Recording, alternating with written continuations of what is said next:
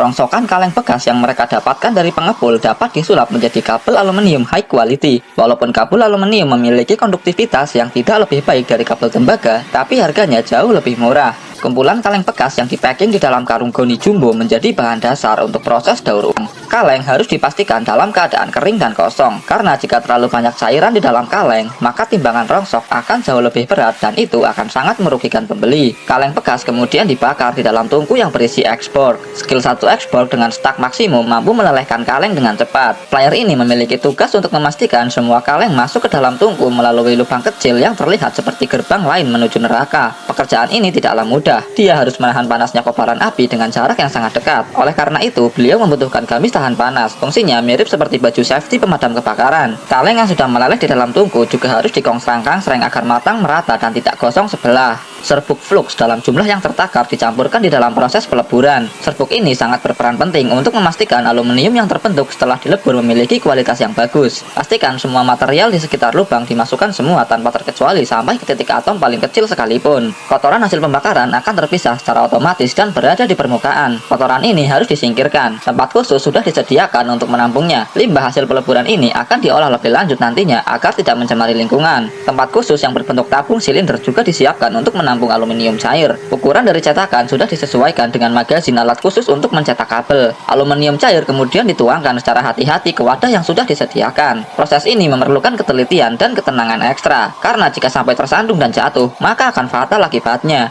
Namun pria ini sepertinya sudah khatam betul, bahkan dengan mata tertutup dan dalam keadaan tertidur, dia pun masih bisa melakukan pekerjaan ini. Karena pengalaman dan masa kerjanya di sana sudah mencapai ratusan dekade. Dengan santainya, beliau mampu menuangkan cairan aluminium dengan cepat ke masing-masing wadah. Bahkan untuk menyelesaikan objektif ini, mereka hanya perlu memperkerjakan satu orang. Mengeluarkannya dari cetakan juga bukanlah hal yang sulit. Cukup lancarkan basic attack ke arah tulang belakang dari cetakan. Aluminium di dalamnya akan keluar secara otomatis. Aluminium yang berserakan di lantai kemudian dipindahkan ke baskom raksasa untuk mempermudah proses mobilisasi. Aluminium ini kemudian ditempatkan di tempat khusus yang sudah disediakan, tepat di sebelah kursi hajatan yang sudah berusia ratusan abad. Selanjutnya, tempatkan aluminium ke dalam tungku pembakaran. Tungku ini didesain tidak untuk melelehkan aluminium, namun hanya untuk menurunkan tingkat kepadatan yang sangat berpengaruh pada proses selanjutnya. Aluminium yang sudah selesai dihangatkan kemudian dimasukkan ke dalam mesin khusus yang terlihat seperti mesin gun raksasa, di mana patang aluminium menjadi amunisinya. Mesin ini berfungsi untuk mengubah patang aluminium menjadi kabel dengan diameter 5 mm.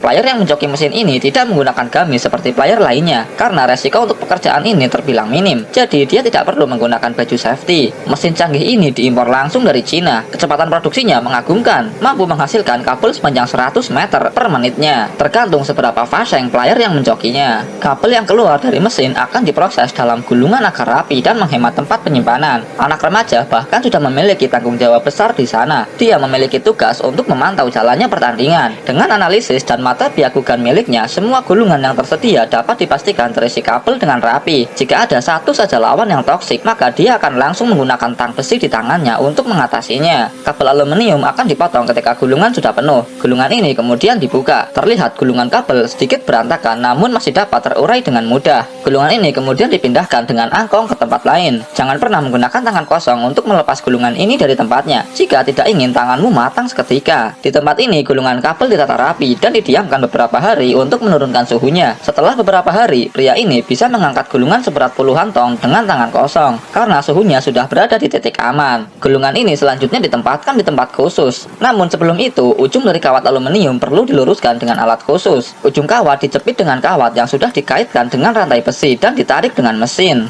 Metode ini mampu meluruskan kawat tanpa perlu repot-repot menariknya dengan tangan. Setelah ujung kawat lurus, maka kawat ini siap untuk digulung. Alat ini berfungsi untuk meluruskan kawat yang masih bengkok tidak beraturan. Kawat akan ditarik melalui silinder yang memiliki lubang khusus sebelum masuk ke mesin penggulung. Silinder berfungsi untuk meluruskan kawat yang bengkok. Selain itu, di depan silinder juga terdapat kain khusus untuk membersihkan kawat dari kotoran. Proses ini perlu dilakukan 3 kali sampai kawat benar-benar mencapai bentuk yang diinginkan. Pria ini dapat memindahkan satu gulungan utuh sendirian dengan tangan kosong. Sungguh kekuatan manusia yang overpower. Ujung kawat disambungkan dengan mesin khusus ke gulungan yang sudah ada sebelumnya menggunakan mesin khusus. Rapikan sambungan dengan tang potong secara manual. Kemudian gulungan siap untuk melalui tahap kedua untuk merapikan dan meluruskan kawat. Bentuk kawat yang lurus tanpa bengkok sedikit pun sangat perlu dicapai, karena bentuk kawat yang tidak sempurna akan mempersulit proses pelapisan kawat dengan karet. Setelah bentuk kawat mencapai tingkat kesempurnaan, kemudian kawat ini digulung dengan alat khusus. Gulungan kemudian disunduk dengan pipa besi. Setelah itu, letakkan gulungan kawat ke kerangka besi khusus yang digunakan untuk menjadi poros putar. Ujung kawat selanjutnya dimasukkan ke mesin khusus untuk melapisi kawat dengan karet. Stok biji karet puluhan ton diperlukan untuk proses ini. Mesin pelapis karet mampu melapisi kawat sepanjang 100 meter per menit secara otomatis. Operator mesin ini hanya perlu memastikan bahan bakar dan bahan baku tersedia setiap saat.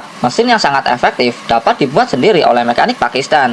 Bahkan mereka menambahkan aliran air di ujung mesin agar mempercepat proses pemadatan dan pendinginan karet. Pria berkulit putih bertugas untuk memastikan kabel yang keluar dari mesin pelapis tidak melilit dan dapat dengan mudah digulung. Pekerjaan yang terlihat sederhana, tapi cukup melelahkan, karena dia harus berdiri sepanjang waktu.